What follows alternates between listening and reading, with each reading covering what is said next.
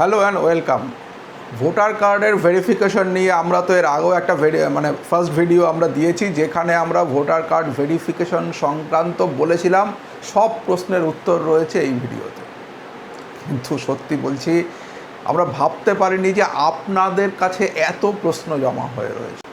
তাহলে চলুন আমরা আপডেটগুলো দেখে নিই, প্রশ্নগুলো দেখে নিই এবং আপনাদের এই কোয়ারি যেগুলো আপনাদেরকে বারবার চিন্তাবিদ্ধ করছে সেগুলোর আমরা উত্তর দেওয়ার চেষ্টা করব।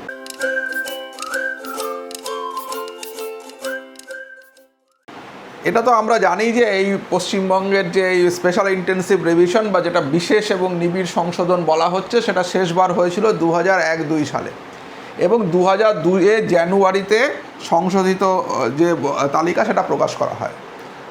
তো সেই যে ইলেকটোরাল রোল, সেই ইলেকটোরাল রোলটা কিন্তু খুব ইম্পর্টেন্ট এই ক্ষেত্রে। সেটা আমি এর আগের ভিডিওতেও বারবার বলেছি, আবার আপনাদের রিমাইন্ড করালাম যে ওইটা কিন্তু ভীষণ জরুরি, আপনাদের ওটা মাথায় রাখতে হবে। আচ্ছা, এইবার আসি আমরা যে কোশ্চেনগুলো নিয়ে আমরা আজকে সবচেয়ে বেশি কোশ্চেন পেয়েছি সেগুলোর ওপরে একটুখানি আলোকপাত করার চেষ্টা করছি। প্রথম যে কোশ্চেনটা আমরা প্রচুর পেয়েছি, দীপক জ্যোতি যশ উনি প্রশ্ন করেছেন এবং আরও অনেকে প্রশ্ন করেছেন, অন্তত 10-12টা আমি এই প্রশ্ন পেয়েছি। সেটা হচ্ছে 2002-এর ভোটার লিস্ট কোথায় পাবো, 2002-এর ভোটার লিস্টটা কোথায় পাবো, যেটার ওপর বেস করে আমরা যদি 2002-এর ভোটার লিস্টে নাম থেকে থাকে তাহলে আমাদের আর ডকুমেন্ট দেওয়ার প্রয়োজন পড়বে না। দেখুন, আমরা এই যে ভিডিওগুলো করছি বা এই যে ইনফরমেশনগুলো প্রোভাইড করছি, এটা হচ্ছে বিহার নির্বাচনের পরিপ্রেক্ষিতে, অর্থাৎ বিহারে ইলেকশন কমিশন যে স্পেশাল ইন্টেন্সিভ রিভিশন নিয়ে এসছে তার পরিপ্রেক্ষিতে আমরা কিন্তু এগুলো দিচ্ছি।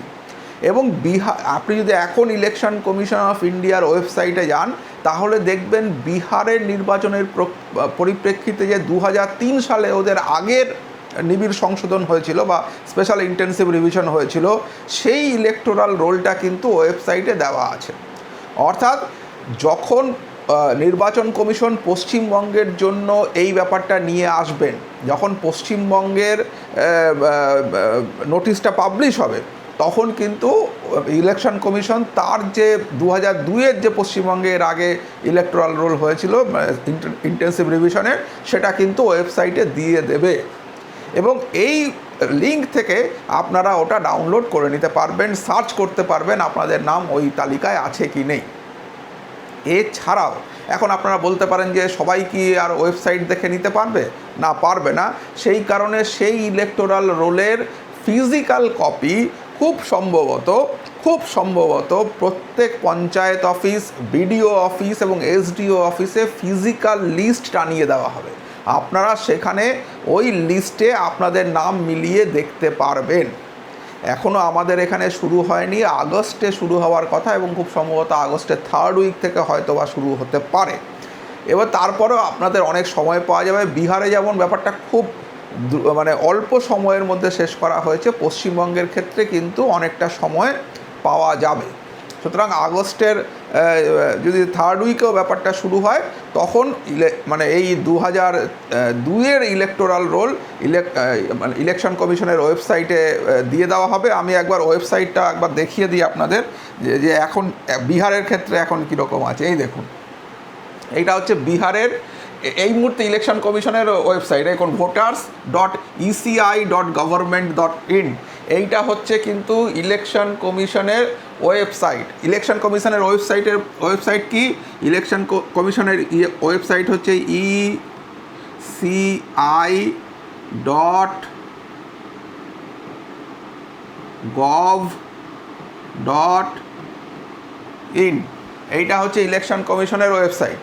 এই ইলেকশন কমিশনের ওয়েবসাইট, এই দেখুন, এই voters.eci.gov.in, এখানে যদি আপনি যান তাহলে যখন এনুমারেশন ফর্ম বিহার এইটা রয়েছে এবং এর ইলেকটোরাল রোল সেই সময় পাওয়া যাবে।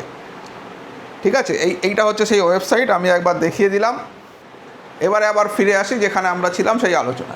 তো অর্থাৎ 2002-এর ভোটার লিস্টের জন্য আপনাদের এত চিন্তা করার কোনো প্রয়োজন নেই। যখন নির্বাচন কমিশন ইস্যু করবে বা নোটিশ ইস্যু হবে, তখন নির্বাচন কমিশনই এই 2002-এর ভোটার লিস্টের তালিকা আপলোড করে দেবে এছাড়াও ফিজিক্যাল কপি খুব সম্ভবত প্রতিটি পঞ্চায়েত অফিসে, মানে পুরোটা তো থাকবে না, ওই পঞ্চায়েত অফিসে ধরুন পঞ্চায়েতের পোর্শনটুকু থাকলো, সেই ব্লক অফিসে ব্লকের পোর্শনটুকু থাকলো, এইগুলো ফিজিক্যাল কপিও তারা নিশ্চয়ই ডিসপ্লে করবে এবং সেখান থেকে আপনারা ভেরিফাই করে নিতে পারবেন। So no need to worry about that, আপনাদের কোনো চিন্তা নেই। তাহলে এই ব্যাপারটা মোটামুটি পরিষ্কার হয়ে গেল যে 2002-এর ভোটার লিস্ট কোথায় পাবো, এই বিষয়ে আর কোনো সন্দেহ রইল না। আচ্ছা, এর সঙ্গে সঙ্গেই আরেকটা কোয়ারি ছিল যে 2002-এর ভোটার লিস্ট কিভাবে, এটা হচ্ছে B2K Pro। আচ্ছা, ইনি বলেছেন 2002-এর ভোটার লিস্ট কীভাবে ডাউনলোড করব, একটু যদি ভিডিও করে জানান। যখন ওয়েস্ট বেঙ্গলে এটা ইস্যু হবে এবং যখন ওয়েস্ট বেঙ্গলের জন্য এই ভোটার লিস্ট ইলেকশন কমিশন দিয়ে দেবে, তখন কিন্তু আমরা অবশ্যই এটা করে আপনাদের কাছে নিয়ে আসবো যে কিভাবে আপনারা ডাউনলোড করবেন। সুতরাং এটা থাকবে। আপনারা প্লিজ রিকোয়েস্ট করছি চ্যানেলটাকে সাবস্ক্রাইব করে বেল আইকনটা ক্লিক করে রাখুন, কারণ এটা খুব ইম্পর্ট্যান্ট একটা ম্যাটার এবং যখনই আমি এই আপডেটগুলো নিয়ে আসব আপনারা সঙ্গে সঙ্গে নোটিফিকেশন পাবেন। সুতরাং এইটা করে রাখুন, তাতে আপনাদের সুবিধা হবে। আচ্ছা, এইটা একটা গেল। এবার আমরা আরেকটা কোশ্চেনে ঢুকি। আচ্ছা, এইখানে সুহাস বালা উনি বলছেন যে my son stays in other state not in West Bengal, how he will submit this form, is there any provision for online submission? এইটাও বহু মানুষ এই কোয়ারি করেছেন যে আমি বাইরে থাকি বা আমার ছেলেমেয়েরা বাইরে থাকে বা আমার ভাই দাদা বাইরে থাকে, এই ধরনের অনেকগুলো কোয়ারি রয়েছে। সেই কোয়ারিগুলোর পরিপ্রেক্ষিতে বলছি যে ওনারা জানতে চাইছেন, মানে সবাই জানতে চাইছেন যে যদি বাইরে থাকি তাহলে কিভাবে আমি ফর্ম সাবমিট করব। তো সেই পরিপ্রেক্ষিতে বলি, যখন ওয়েস্ট বেঙ্গলের ক্ষেত্রে ইলেকশন কমিশন এই ব্যাপারটা নিয়ে আসবে তখন কিন্তু অনলাইনে অ্যাপ্লিকেশন ফর্ম ফিল আপ করার অপশন থাকবে। এখন দেখুন বিহারের ক্ষেত্রে এর আগের ভিডিওতে আমি কিন্তু অনলাইন অ্যাপ্লিকেশন ফর্ম সাবমিশনটা বলা হয়েছিল কামিং সুন। এখন কিন্তু দেখুন বিহারে এই এনুমারেশন ফর্ম, এই দেখুন feel enumeration form online already ওদের ওখানে চলে এসছে। সুতরাং এইটা ওয়েস্ট বেঙ্গলের ক্ষেত্রে অনেক বেশি প্রিপেয়ার্ড হয়ে ইলেকশন কমিশন আসবে বলে মনে করা হচ্ছে।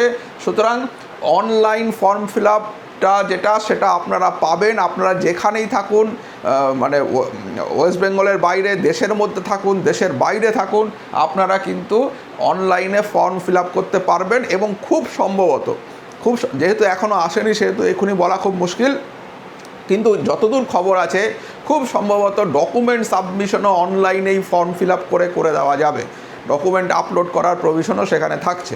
সুতরাং আপনাদের কোনো চিন্তার ব্যাপার নেই, আপনারা একদম নিশ্চিন্তে থাকতে পারেন যে অনলাইনে এই এনুমারেশন ফর্ম ফিল আপ করা যাবে, ডকুমেন্টও সম্ভবত আপলোড করা যাবে। সুতরাং এরকম নয় যে আমি ব্যাঙ্গালোরে কাজ করি, আমাকে এই ফর্মটা ফিল আপ করার জন্য আমার গ্রামে নদীয়ার বাড়িতে আসতে হবে, কোনো প্রয়োজন নেই। আপনারা ওখানে বসেই এটা করতে পারবেন এবং আপনাদের ডকুমেন্ট দিতে পারবেন বলে মনে করা হচ্ছে। তারপরও যখন অ্যাকচুয়ালি ইলেকশন কমিশন এই ব্যাপারটা নিয়ে আসবে, আমি আবারও বলছি, আমি সঙ্গে সঙ্গে আপডেট দেব। আপনারা একদম এই ব্যাপার নিয়ে টেনশন করবেন না, শুধু আপডেটটা আসলে যাতে সঙ্গে সঙ্গে আপনারা কাজটা করতে পারেন তার জন্য সাবস্ক্রাইবটা করে রাখুন, সো দ্যাট আমরা আপডেটটা দিলে আপনারা সঙ্গে সঙ্গে সেটা পান এবং সেই নোটিফিকেশন অনুযায়ী ভিডিওটা দেখে পরবর্তী স্টেপ ঠিক করতে পারেন। এই নিয়ে তো সবারই মাথা খারাপ আছে আমি জানি, এবং এর মধ্যে মানে এই সমস্ত টেনশনের মধ্যে যদি একটু টেনশনটা কমাতে চান, যদি মনে করেন কোথাও ঘুরতে যাওয়ার প্ল্যান করছে, আমি আপনাদের বলতে পারি যে আমাদের ট্রাভেল গাইডগুলো ইউটিউবের সেরা। আপনারা যদি তার মানে কমেন্ট সেকশনটা যান তাহলেই আপনারা বুঝতে পারবেন। সে আপনি দার্জিলিং যেতে চান বা গ্যাংটক, অথবা দীঘা যেতে চান বা পুরী, কাশ্মীর যেতে চান বা অরুণাচল, যেখানে খুশি যদি আপনি ভ্রমণ পিপাসু হন তাহলে পরে কিন্তু এই চ্যানেলটা আপনাদের খুব কাজে লাগবে। এর পরে যে একটা ব্যাপার আছে, আরেকটা জিনিস যেটা বহু লোক কোয়ারি করেছেন, সেটা হচ্ছে যে এই যে 11টা ডকুমেন্টের কথা বলা হয়েছে, এইগুলোর ব্যাপারে যদি আর একটু বিস্তারিত জানান, কোনটা লাগবে কোনটা লাগবে না, কোনটা দিলে চলবে, সবগুলোই দিতে হবে কিনা, বার্থ সার্টিফিকেট ম্যান্ডেটারি কিনা, এই সংক্রান্ত একগুচ্ছ প্রশ্ন আছে, বাবা মার ক্ষেত্রে কি হবে ইত্যাদি। তো এই ডকুমেন্টের ব্যাপারটা এটা বেশ ডিটেলে আপনাদের সঙ্গে কথা বলতে হবে। সুতরাং এই ডকুমেন্টের ব্যাপারটা আমি কিন্তু এর পরের ভিডিওতে নিয়ে আসছি, যেখানে আমি পুরো জিনিসটা আপনাদেরকে বুঝিয়ে দেবো যে কোন কোন ডকুমেন্ট লাগবে, কেন সাপোর্টিং ডকুমেন্ট দেওয়া জরুরি। ফর অ্যান এক্সাম্পল, আপনি একটা ডকুমেন্ট দিলেন, তার সঙ্গে একটা যদি সাপোর্টিং ডকুমেন্ট দেন, তাহলে পরে সেটা আপনার কেসটাকে অনেক বেশি স্ট্রেংথেন করবে। তো এই সমস্ত কিছু, বা যদি ডকুমেন্ট না থাকে সেটা কিভাবে বানাবেন, কিভাবে পাবেন, এই সমস্ত কিছু নিয়ে, অর্থাৎ ভীষণ ভীষণ ভীষণ ইম্পর্ট্যান্ট একটা ভিডিও হতে চলেছে। এবং সেই ভিডিওটায় আমরা এই পুরো ডকুমেন্টেশনের ব্যাপারটা বা ডকুমেন্টগুলো নিয়ে আলোচনা করব। সুতরাং প্লিজ সাবস্ক্রাইব করে বেল আইকনটা, কিন্তু সাবস্ক্রাইব তো করবেন, কিন্তু বেল আইকনটা ক্লিক করতে ভুলবেন না, কারণ বেল আইকনটা ক্লিক করলে তবেই কিন্তু আপনারা নোটিফিকেশানটা পাবেন। তাহলে বা মোটামুটিভাবে আমি এই দুটো খুব ইম্পর্ট্যান্ট পয়েন্ট নিয়ে ডিসকাস করে দিলাম। এর পরের ভিডিওতে আমরা ফর্মের সঙ্গে যে ডকুমেন্টেশন করতে হবে, অর্থাৎ যে কাগজপত্র দিতে হবে, সেগুলো নিয়ে একদম ডিটেলসে আলোচনা করব। সুতরাং আপনারা জাস্ট ওয়েট করুন, আমি কয়েকদিন, ইনফ্যাক্ট এত কোশ্চেন এসছে যে সেই কোশ্চেনগুলো নিয়ে আমারও কিছু কিছু কোশ্চেনের ক্ল্যারিফাই করার দরকার আছে, সেই জন্য আমিও সেগুলো নিয়ে সংশ্লিষ্ট জায়গায় এটা ক্ল্যারিফিকেশনের জন্য যাব, এবং তারপর যাতে আপনাদের কাছে একদম সঠিক তথ্যটা তুলে ধরা যায় সেই চেষ্টা করব। তাহলে আজকের মতো ভিডিওটা এখানেই শেষ করছি। সবাই ভালো থাকবেন, সুস্থ থাকবেন, আর অবশ্যই অবশ্যই আমাদের সঙ্গে থাকবেন।